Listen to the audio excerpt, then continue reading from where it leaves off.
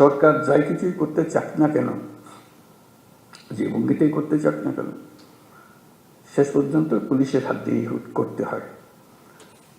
তারা করে দেবে না, তারা এনভায়রনমেন্টটা সৃষ্টি করে। ওই এনভায়রনমেন্ট না থাকলে তাহলে কোনো কাজ আর হয় না। কারণ পুলিশের কথা প্রসঙ্গে বারে বারে আমরা বলছি দুটো শব্দ, আইন ও শৃঙ্খলা। এটাই হলো পুলিশ। কাজে ওই পুলিশের হাতে এটাকে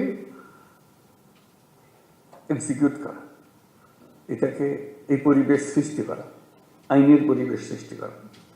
আইন যদি না থাকলো তাহলে সরকারও কি, গণতন্ত্র কি, অধিকার কি, মানুষ নাগরিকদের কি, কিছুই থাকে না। কাজে এটাই ছিল মূল জিনিস, যে আমরা পুলিশকে অবহেলা করে কিংবা পাশ কাটিয়ে গিয়ে দেশ করতে পারবো না। তারাই সম্মুখ সারির মানুষ।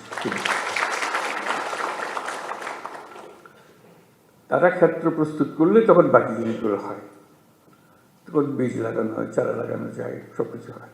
আইন না থাকলে, শৃঙ্খলা না থাকলে যত বড় বড় চিন্তাই হোক, যত টাকাই ঢালুন, কোনো কাজে আসবে না। তো সেই জন্যই পুলিশের গুরুত্বটা মনে মনে খুব অনুভব করছিলাম, যে একবার বসি, নিজেদের মধ্যে একটা আলাপ আলোচনা করি, কি করা যায়, কিভাবে অগ্রসর হব। আজকে তোমাদের তরফ থেকে কথাগুলো শুনে খুব খারাপ লাগলো, যে এই অবস্থার মধ্যে তোমাদেরকে কাজ করতে আমরা ঠেলে দিয়েছি, যে করো। কাজ করার একটা পরিবেশ লাগে, সহযোগিতা লাগে, সামর্থ্য লাগে। সেটা ছাড়া, এই ঢাল তলোয়ার ছাড়া আমরা যুদ্ধক্ষেত্রে পাঠিয়ে দিয়েছি যে লড়াই হোক। সেই জিনিসটা আমি অবশ্যই পরপরেই এটা নিয়ে বৈঠক করবো, সমাধান করতে পারবো যাই না, কোনো জিনিস সমাধান করতে বড় কঠিন জিনিস হয়ে যায়, কিন্তু চেষ্টা করবো যে কি করা যায়। যদি ব্যর্থ হই, মনে করি যে আমি চেষ্টা করেছিলাম কিন্তু ব্যর্থ হয়েছে, চেষ্টার অভাবে ব্যর্থ হয়নি। এটা প্রথম চোটে মনে পড়লো যে করা। এরকম আলাপ হলে অনেক কিছু মনে পড়বে, যেগুলো আমরা চেষ্টা করব। যদি আমরা বলি যে এটাই তোমাদের কাজ, দেশকে পরিবেশটা সৃষ্টি করা যেখানে দেশ এগিয়ে যেতে পারে,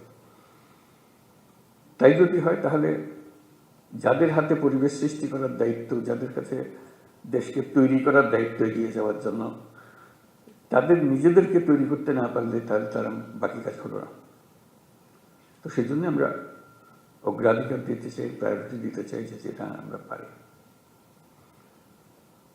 আর কথা বলার আরেকটা কারণ ছিল, যে কারণে বসতে চেয়েছিলাম, সেটা হলো যে আমি সরকারে যোগ দেবার আগেও বলেছি, এখন সরকারে যোগদান পরেও বলছি, বাংলাদেশ একটা মস্ত বড় সম্ভাবনাময় দেশ। আমি বারে বারে এটা অনুভব করি। এটা শুধু রাজনৈতিক মাঠের বক্তৃতার জন্য না, ব্যক্তি হিসেবে, দেশের নাগরিক হিসেবে অনুভব করি যে এটা বিরাট একটা সম্ভাবনা, এবং কিছু কিছু উদাহরণও যে কেন এটার সম্ভাবনাটা আমি দেখি। কিন্তু সেই সম্ভাবনাটাকে আমরা বাস্তবের দিকে আনতে পারছি না, থেকে যাচ্ছি। আজকে আমরা একটা সুযোগ পেয়েছি, মস্ত বড় সুযোগ, সেই সম্ভাবনাকে কার্যে পরিণত করা। এবং জুলাইয়ের এই অভ্যুত্থানের ফলে সেই সম্ভাবনাটা সৃষ্টি হয়েছে। এই সম্ভাবনার যে পরিবেশ সৃষ্টি হয়েছে, সেটাকে যেন আমরা হারিয়ে না ফেলি। কেন হারিয়ে ফেলা খুব সোজা, মুহূর্তে হারিয়ে যায়। এই সম্ভাবনাকে ধরে রাখা, যেটুকু সময় আমাদের আছে সেটুকু সময়ের মধ্যে আমরা চেষ্টা করব, ভবিষ্যতে যারা আসবে তারা আশা করি চেষ্টা করবে, পথটা যেন আমরা সৃষ্টি করে দিই। এই পথে আমরা এগুলো সম্ভাবনাগুলো বাস্তবে পরিণত হবে।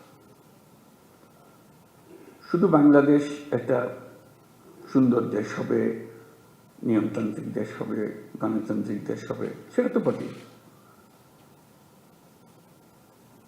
আমি মনে করি বাংলাদেশ পৃথিবীর যে সমস্ত অগ্রগামী দেশ আছে, যারা পৃথিবীতে নেতৃত্ব দেয়, তাদের মধ্যে একটা হতে পারে, এরকম একটা দেশের সম্ভাবনা আছে। এটা কোনো আত্মতুষ্টির জন্য না, এটা আমরা, আপনারাও নিশ্চয় দেখবেন, তোমরা দেখবে এটা, যেটা একটু বিচার করলে মনে হয় যে হ্যাঁ এই সুযোগ আছে। আমি একটু কয়েকটা উদাহরণ দিই। এই যে গণ অভ্যুত্থান হলো, এটা মহারক্ত বিরাট একটা কাণ্ড, ইতিহাসের একটা বিরাট পরিবর্তন সূচিত হলো। লণ্ডভণ্ড অবস্থার মধ্যে আমরা এই যাত্রা শুরু করলাম।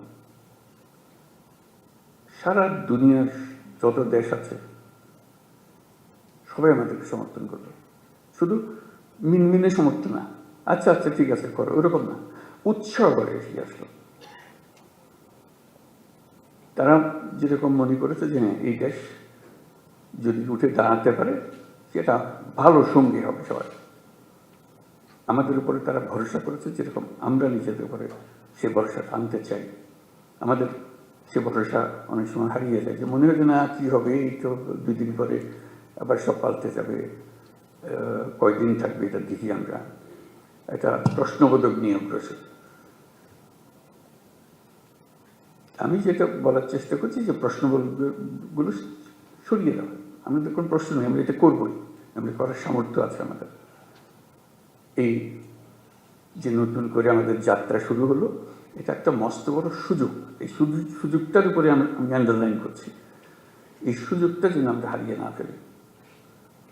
এটা শুধু মুখে বললে তো হবে না, সেটা ওই যে আজকের যে আলোচনা হচ্ছে সেটার মাধ্যমে ওটা করতে হবে, যে সুযোগগুলো সৃষ্টির জন্য তারও একটা পরিবেশ লাগে, সেই পরিবেশটা সৃষ্টি করা। তো সেখানে পুলিশ বাহিনী একটা মস্ত বড় ভূমিকা পালন করে। ওই যে বললাম আইন ও শৃঙ্খলা, আইনটা যদি আমরা সঠিকভাবে প্রয়োগ করতে পারি, শৃঙ্খলা যদি প্রতিষ্ঠিত করতে পারি, তাহলে যে কোনো যুদ্ধ জয় সম্ভব। এই যে এগিয়ে যাওয়ার যে যুদ্ধ লড়াই, যেটা এটা আনন্দের লড়াই, এটা কোনো কষ্টের লড়াই না। যত এগিয়ে যায় তত ফুর্তি লাগে, নিজের কাছে ফুর্তি লাগে, নিজের ছেলে মেয়েদের সঙ্গে কথা বলতে ফুর্তি লাগে, যে আমরা একটা কাজ করছি, তারা দেখছে, তারা উদ্বুদ্ধ হচ্ছে, এবং নিজের তুষ্টি হচ্ছে যে আমি একটা এমন ভূমিকায় আছি যে ভূমিকায় দেশে একটা পরিবর্তন হবে।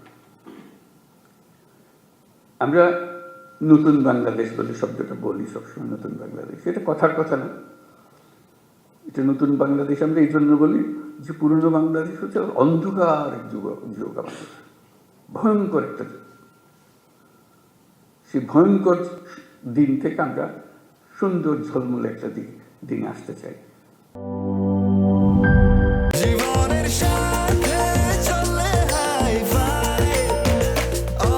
স্বাস্থ্যকর অল টাইম, সব সময় অল টাইম হেলদি লাইফ।